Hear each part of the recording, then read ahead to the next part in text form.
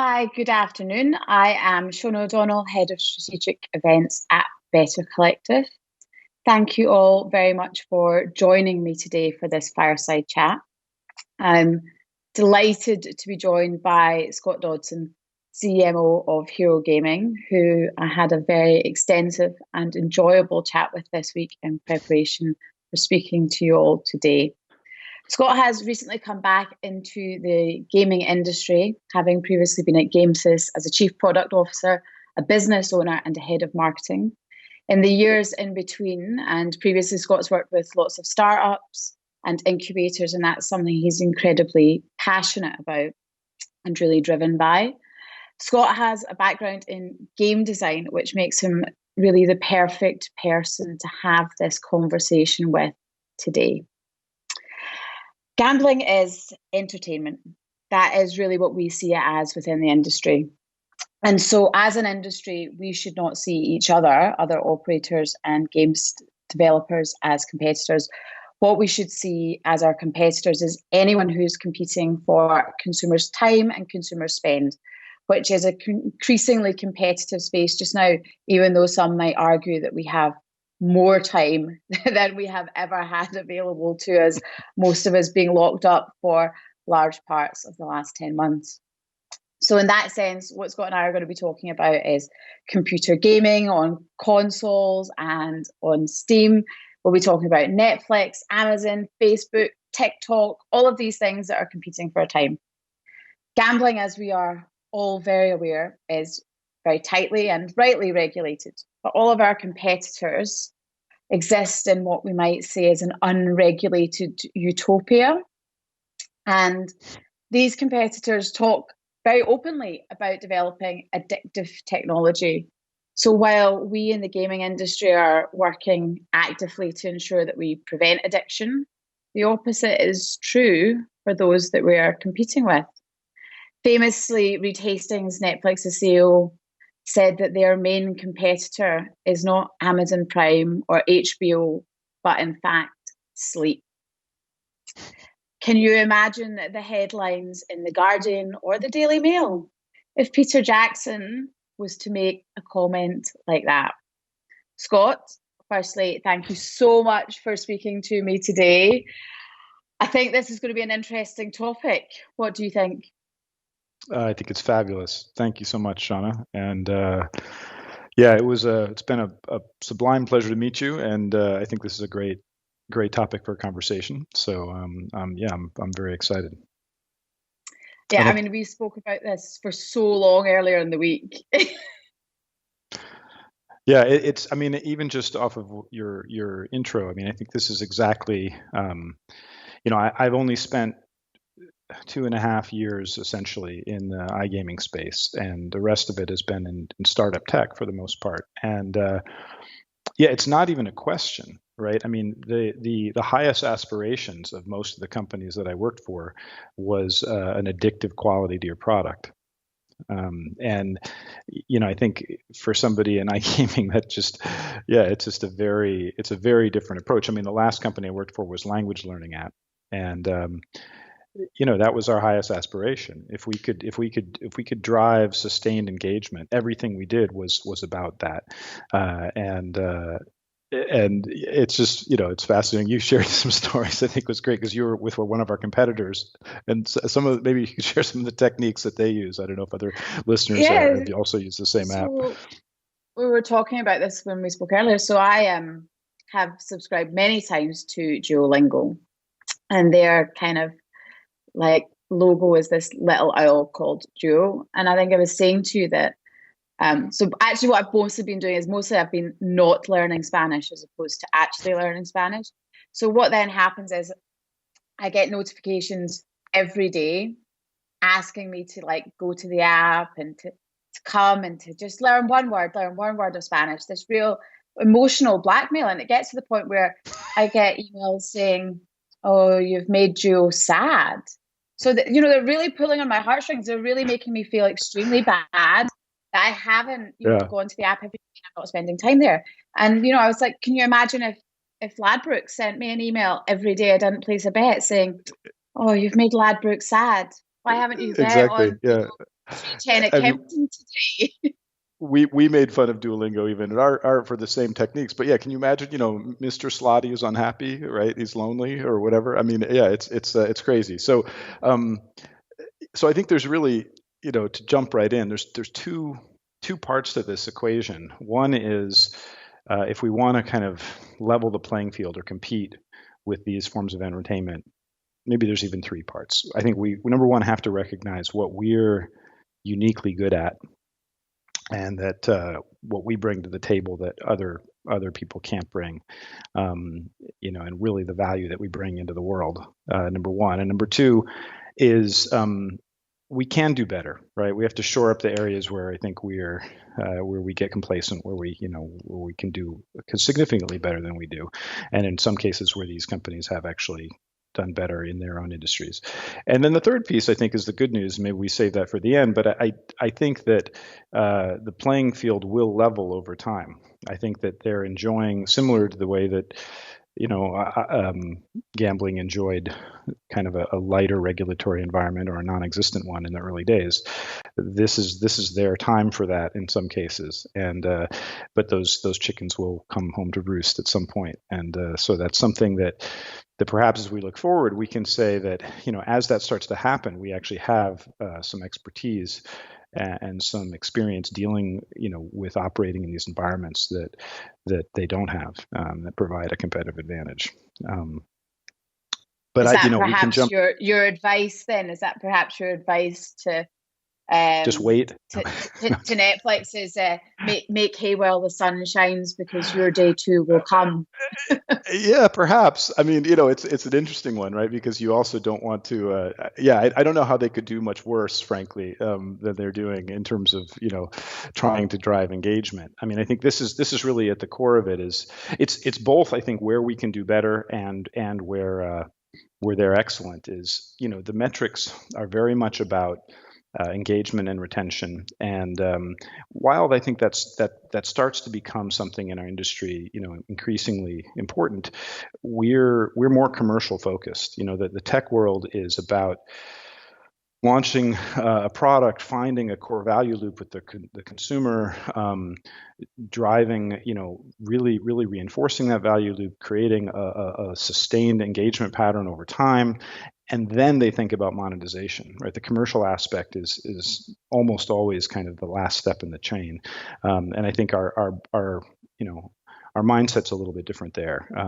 And I think this is, if we want to say where can we do better, perhaps, I think that there are things that kind of short-sightedness, if you will, if we criticize our own industry, can lead to. I think we have a limited amount of innovation when it comes to a number of things. I think game types, there really has not been a lot of movement there. I think there are some exceptions. I mean, I don't know, maybe jam and jars or something like that. I mean, there's some slightly different game types, but really it's the exception rather than the rule, and so they tend to really be repetitive. And I think that's something that other media and game companies really strive to be diverse. If you go onto the Steam platform, there is a just wild kind of west of new types of games and so on and so forth.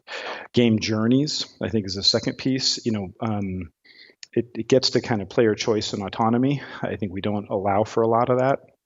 But that, as a game designer, is something that is really key to sustained engagement, is this sense of really volitional choice that a player has. And, we're experimenting with some of that. We've got kind of a new slot where you're allowed to play as one or two different characters that has different bonus characteristics, different bonus round kind of dynamics. And I think there are some journey across operators and games that do that, and then game content, I think, is another one. I think in some ways the land-based slots have done a really good job with that. I mean, I remember being stunned. This is 5 years ago at least, watching how I could basically take Frodo and Sam all the way from the Shire to Mordor and put the ring in the crack of doom through enough slot play, and it would save my progress, and I could come back to the machine. And this is really, I think, stuff that you don't see as much in iGaming, and I think is areas where we can improve. And then similarly, I think on the same trail, Easter eggs, right? Things that surprise and delight the player. This is stock and trade for games outside of gambling. The ability to kind of throw in cutscenes and AV clips and non-cash rewards that essentially provide intrinsic rewards. If somebody is engaged, this kind of partnership between media and iGaming that you see in some of the land-based casinos, the reward is as much cutscenes from the films or even new scenes that could be created. We talked about it on our call, but I could imagine a Queen's Gambit slot could be extremely successful in this environment right now. And I think the last piece of it that I think where we can do better, and I sound like a broken record for anyone who's heard me before, but is the social side. And this is not an easy problem to fix, but how do you and this might be different from my cultural background, but for me, gambling's not a dirty secret. I like to talk about it. My friends like to talk about it. We see it as part of kind of all types of gaming, and I think that's the important thing to bring up is like, I think because we've perhaps listened to the media for so long about all the things that are wrong with us as an industry. And I think you touched on it, and I think we have to think about what are the things that makes our entertainment experience unique and unlike anything else. And that is safe, responsible gambling. And we spoke about this is actually, the percentage of problem gamblers is extremely small in relation to the amount of regulation that we face.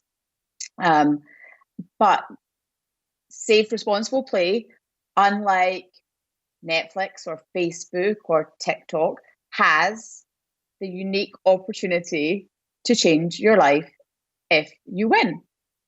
And I think that's something that we probably don't celebrate, and perhaps something that actually is, as games developers, as operators, as affiliates, wherever we are in this journey, it's perhaps something that we need to talk about more openly and find a really positive way of sharing that positive customer journey with a wider audience. Absolutely. I mean, there's nothing, I think I wouldn't be here if I didn't enjoy this form of entertainment. And I admit most of my experience throughout my life has been in land-based environments where social is easy. But regardless of whether it's online or offline, there's no other form of entertainment that provides the fast, and very dense, very rich, visceral experience that you can get from gaming. All other forms of gaming have a much slower cycle, have a higher, either a slower cycle, a higher kind of lower outcome, or kind of both. And I think this is really, it's not even just the win experiences, but it makes the near win experiences almost as exciting, right? And as share worthy and as conversational. I mean, it's always the one that got away, which is actually the more interesting story. And I think that's there's a tremendous amount of value there that in our social, that extends into our social lives. And do you think we're talking about the things that these other entertainment forms are bringing in? So with gambling, when we're competing with them, we're very much checking the intention all the time. We're making sure that people, do they want to play this spin? Do they definitely want to put this ticket on? Is this definitely the horse? Is this how many goals they think is going to be scored? Whereas what's really interesting, I think, with our competitors, and we talked about this a lot, which is so interesting, is it's about removing intention. So, with Netflix, you Exactly. have autoplay. So you don't intend to watch 16 episodes of something, but before you know it, it's just started. It's just started, and you Exactly. just end up in this kind of Yeah. this intentionless loop. How do you think we compete with that when like our job is to be responsible and to check that intention, at every step along the way? Yeah, I think we can't. I mean, because I think what you're saying is exactly right. You have to exert sometimes Herculean efforts in order to avoid essentially staying on a platform. And can you imagine if before, as you entered YouTube, if a notice came up and said, okay, how many YouTube videos do you want to watch today, or what's your limit that you'd like to set? You need to set yourself a limit before you start about how many minutes a day you're going to spend on Yeah. YouTube, right? What did you actually come on here to look at? Because you should not be looking at baby hedgehogs, no matter how Yeah. sad you feel. That's not what you're here for. Yeah, exactly.